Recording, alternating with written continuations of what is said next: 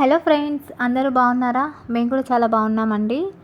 మేము ఎక్కడికి వెళ్తున్నామంటే మాకు 3 కిలోమీటర్ డిస్టెన్స్లో ఉండే ఒక ఫేమస్ ప్లేస్కి వెళ్తున్నాం.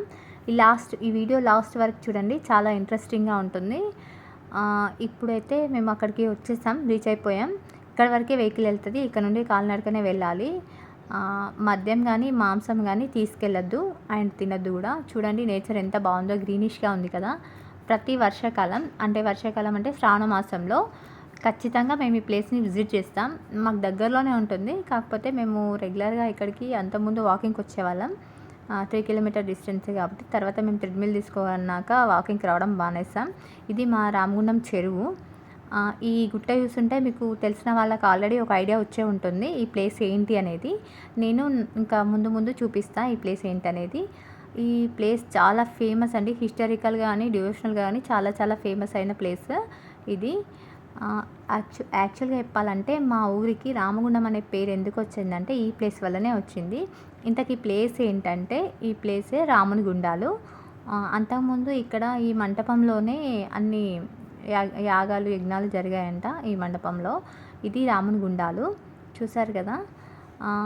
ఇదంతా ఒక రాయి మీద గుండాలు ఏర్పడ్డాయి. గుండాలు మీన్స్ ఏంటంటే రంధ్రాలు ఉంటాయి. ఇవి చిన్నవి పెద్దవి అన్నీ కలిపి 108 గుండాలు ఉంటాయి మొత్తం. మనకి ఇక్కడ వరకు కనిపిస్తుందండి. ఇంకా అటు పైన కూడా ఇంకా గుండాలు ఉన్నాయంట. మేమైతే ఇక్కడ స్టెప్స్ పై నుండి ఎంతవరకు అయితే పాసిబుల్ అవుతుందో అంతవరకే వెళ్ళేవాళ్ళం. ఈసారి అయితే మొత్తం పైకి అనేది వెళ్ళాము, కాకపోతే స్టెప్స్ పై నుండి కాకుండా ఇంకో రూట్లో వెళ్ళాము. అది నేను ఫర్దర్ వీడియోలో చెప్తాను. నేను ఇక్కడ చూసారంటే అటువైపు స్టెప్స్ ఉన్నాయి. ఇక్కడ ఈ గుండాలలో వాటర్ అనేవి ఒక గుండం నుండి ఇంకో గుండానికి లింక్ అనేది ఉంటుంది. ఒక గుండంలో నుంచి వాటర్ ఇంకో గుండానికి వెళ్తాయి. అవి మొత్తం గుట్ట పైనుండి వస్తాయండి వాటరు. ఇది చాలా ఫేమస్. యాక్చువల్గా ఏంటంటే ఇక్కడ శ్రీరాముడే స్వయంగా ఈ గుండాలన్నింటినీ తవ్వించాడంట. 108 గుండాలు. మామూలుగా ఈ అమ్మవారు వచ్చేసి సంతోషి మాత. ఇక్కడ ఈ స్థలానికి ఏంటంటే ఇక్కడ ఒక పురాణం ప్రకారం ఏం చెప్తారంటే త్రేతాయుగంలో రాముడు వనవాసం వెళ్ళినప్పుడు 108 రోజులు ఇక్కడ స్టే చేశాడని, 108 రోజులు స్టే చేయడానికి మంచినీటి కోసం ఈ 108 గుండాలు తవ్వించాడని చెప్తా ఉంటారు ఇక్కడ వాళ్ళు. అండ్ ఏంటంటే ఒక గుండంలో మునిగి ఇంకో గుండం నుంచి తేలచ్చు అని కూడా అనేవాళ్ళు అంతకుముందు. కాకపోతే అది ఎంతవరకు పాసిబుల్ అవుతుందో లేదని నాకు తెలీదు. కాకపోతే ఇక్కడ వాళ్ళు మాత్రం అలా చెప్తూ ఉంటారు, ఒక గుండంలో మునిగి ఇంకో గుండంలో తేలచ్చు అని. ఇది చూసారా వాటర్ అనేది ఎంత ఫ్రెష్గా ఉన్నాయో చూడండి రాళ్ళపై నుండి. ప్రతిసారి ఏంటంటే ఇక్కడ వాటర్తో స్నానం చేస్తే చాలా మంచిదని నమ్ముతూ ఉంటారు అందరూ. అందుకే శ్రావణ మాసం ఒక్క పొద్దులు పడుతూ ఉంటారు కదా. ఒక్క పొద్దులు పట్టినప్పుడు ఫస్ట్ ఇక్కడికి వచ్చి ఈ స్నానం అనేది ఆచరించి తర్వాత ఒక్క పొద్దులు అనేది స్టార్ట్ చేస్తారు శ్రావణ మాసం. అందుకే మేము కూడా వచ్చాము. ప్రతి శ్రావణ మాసం ఇలా ఉంది. ఇక్కడ ఒక జలపాతం లాగా చాలా బాగుంటుంది. ఇప్పుడు ఇంకా వర్షాలు కొంచెం తక్కువ పడ్డాయి కాబట్టి ఇలా ఉంది. అదే వర్షాకాలం ఇంకా పూర్తిగా వర్షాలు ఎక్కువ పడ్డాక చాలా బాగుంటుంది చూడడానికి. అసలు కన్నుల విందుగా ఉంటుంది. బిఫోర్ లాస్ట్ ఇయర్ అయితే చాలా బాగుండేది. ఇప్పుడు వర్షాలు తక్కువగా ఉన్నాయి కొంచెం, అందుకే తక్కువగా ఉంది. ఇక్కడ ఏంటంటే ఈ స్థల పురాణం ప్రకారం ఇక్కడ నాగదేవత సప్తమాతృకలు అందరూ ఇక్కడ ఉండేవాళ్ళు అనేది. ఇక్కడ ఈ నాగదేవతను శ్రీరాముడు పూజించారంట అప్పుడు త్రేతాయుగంలో ఇక్కడ స్టే చేసినప్పుడు, అందుకే. అండ్ ఇక్కడ నాగదేవతతో పాటు సప్తమాతృకలు కూడా ఉన్నారని ప్రసిద్ధి. దాంతోపాటు కాలభైరవుడు, విఘ్నేశ్వరుడు, సంతోషి మాత ఇక్కడ టెంపుల్స్ కూడా ఉంటాయి. ఇక్కడ అన్ని టెంపుల్స్ మేము తిరిగేసి స్నానం ఆచరించి అన్ని టెంపుల్స్ తిరిగేసి తర్వాత మేము ఇంటికి వెళ్ళాం. ఈసారి మీరు కనుక పుణ్యక్షేత్రాలకు ప్లాన్ చేసుకున్నట్లయితే రాముడి గుండాలు కూడా మీ లిస్ట్లో యాడ్ చేసుకోండి.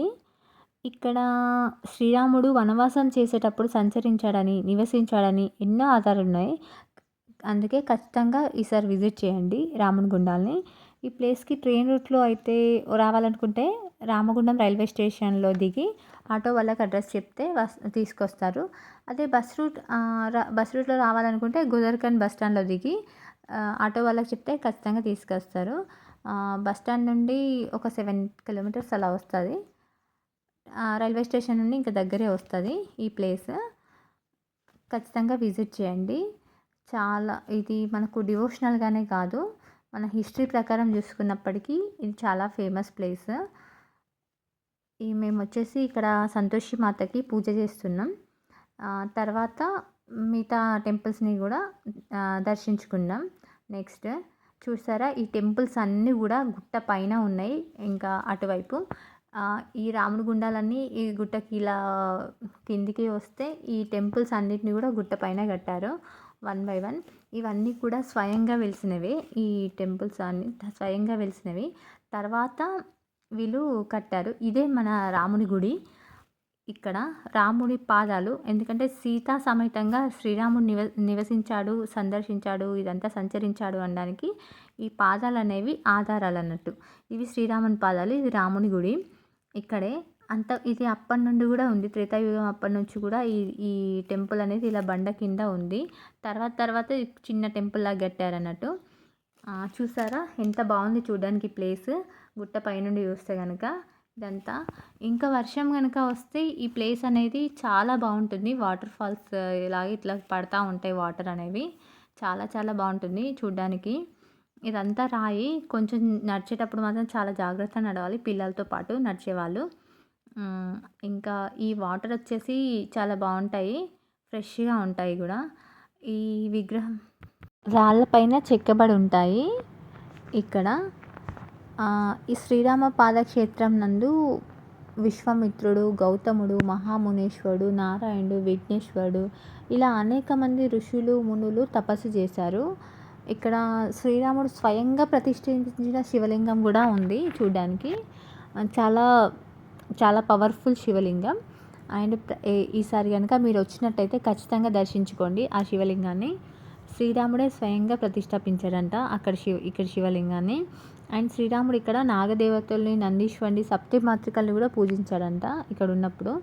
ఈ గుండాలు వచ్చేసి యమకోణం, జీడిగుండం, పాలగుండం, నేతిగుండం, భైరవగుండం, శ్రీరామచంద్ర గుండం అన్నట్టు ఇవి పిలుస్తారు ఈ గుండాల్ని. ఇక్కడ ఏ సీజన్లో కూడా వాటర్ అనేవి ఉండకుండా ఉండవు. సమ్మర్లో కూడా ఖచ్చితంగా ఉంటాయి ఇక్కడ నీళ్ళు అనేవి.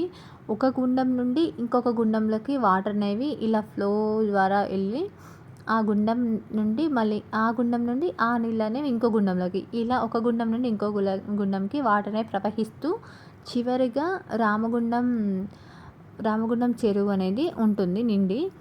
అలా ఉంటుంది. ఇది మొత్తం గుట్ట పై నుండి కింది వరకు ఇలాగే గుండాలు ఉంటాయండి, స్టార్టింగ్ నుండి లాస్ట్ వరకు. ఈ రాముడి గుండాలకి గుట్ట అనేది చెప్పాను కదా 30 ఎకరాలు ఉంటుందని. స్టార్టింగ్ నుండి ఎండింగ్ వరకు ఇలాగే ఉంటుంది. ఈ కనబడే టెంపుల్ ఏంటంటే కాలభైరవుని టెంపుల్. కాలభైరవుని టెంపుల్ వచ్చేసి ఇక్కడ చాలా ఫేమస్ యాక్చువల్గా. ఈ కాలభైరవుని టెంపుల్ మనకి ఎలాంటి మృత్యు దోషాలు ఉన్నా కూడా ఈ కాలభైరవ స్వామిని పూజిస్తే కనుక పోతాయనేది ఈ స్థల పురాణం. ఇక్కడ అకాల మృత్యు దోషం అంటారు కదా, అలా ఏమన్నా దోషాలు ఉంటే కనుక ఈ కాలభైరవ స్వామిని ఖచ్చితంగా పూజిస్తే పోతాయి అంటారు. చూసారా గుండాలు చూడడానికి ఎంత బాగున్నాయి కదా. వాటర్ అనేవి చాలా స్వచ్ఛంగా ఉన్నాయి. అండ్ చాలా పవిత్రమైనది కూడా. ఇక్కడ చూడండి అమ్మవారిని. ఇక్కడ శ్రీరామచంద్రుడు సీతా సమేతంగా విహరించడానికి కొన్ని ఆధారాలు కూడా ఉన్నాయి శిల్పాల రూపంలో.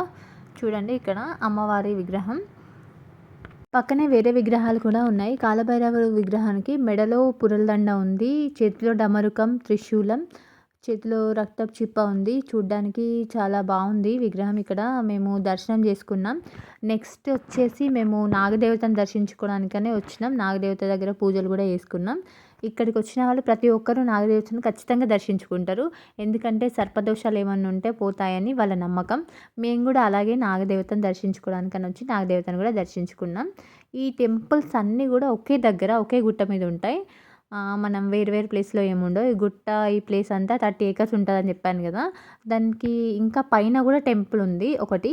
ఆ టెంపుల్ ఏంటంటే వెంకటేశ్వర స్వామి టెంపుల్. మెట్ల పైన చివరి వరకు వెళ్తే వెంకటేశ్వర స్వామి టెంపుల్ ఉంటుంది గుట్ట పైన. ఆ టెంపుల్ది నేను నెక్స్ట్ వీడియోలో పోస్ట్ చేస్తాను. నేను వీడియో తీశాను కానీ ఈ లెంత్ ఎక్కువ ఉందని చెప్పేసి అది కట్ చేసి వేరే వీడియోలాగా పెడతాను. ఇక్కడ వచ్చేసి ఇప్పుడిప్పుడే కన్స్ట్రక్షన్ చేస్తున్నారు కొన్ని చిన్న టెంపుల్స్ లాగా దేవుళ్ళని పెట్టడానికని. ప్రజెంట్ అయితే ఇక్కడ ఒక దాంట్లో ఈ రాముడు, సీత, లక్ష్మణుడు, హనుమంతుడు విగ్రహాలను అయితే ప్రతిష్ఠించారు. ఎదురుగా చిన్నగా హనుమంతుడు ఉంది టెంపుల్. అండ్ లోపల కూడా శ్రీరాముడు, లక్ష్మణుడు, సీతాదేవిది విగ్రహాలను కూడా ప్రతిష్ఠించారు. శ్రీరామనవమి రోజు ఇక్కడ చాలా బాగా చేస్తారంట పూజలు. అయ్యగారు చెప్పారు ఇక్కడ శ్రీరామనవమికి దర్శనం చేసుకోండి. ఒకవేళ ఇక్కడికి వచ్చే వాళ్ళైతే గనక బాగుంటుందంట ఇక్కడ. మేము మా ఊర్లోనే చేసుకున్నాం. ఎప్పుడు ఇక్కడికి రాలేదు శ్రీరామనవమి. ఇంకా ఈసారి వచ్చినప్పుడు దర్శనం చేసుకోవాలి మేము కూడా శ్రీరామనవమికి. చూసారు కదా, ఈ వీడియో కనుక మీకు నచ్చినట్టయితే లైక్ చేయండి. ఇంకా ఇదే మా లాస్ట్ ఈ గుట్ట మీద తిరిగేది. నెక్స్ట్ మేము వేరే ప్లేస్ నుండి వెంకటేశ్వర స్వామి టెంపుల్కి అనేది వెళ్ళాము. రిటర్న్ అయ్యాము గుట్టపై నుండి వచ్చేసి. ఇక్కడ నుండి స్ట్రైట్గా మెట్లపై నుండి వెళ్తే కూడా వెంకటేశ్వర స్వామి టెంపుల్కి వెళ్ళొచ్చు. కాకపోతే మేము అక్కడికి వెళ్ళి శ్రీరాముని దర్శనం చేసుకున్నాక మళ్ళీ రివర్స్ అదే వేలో వచ్చేసి అప్పుడు వెళ్ళాము. ఓకే.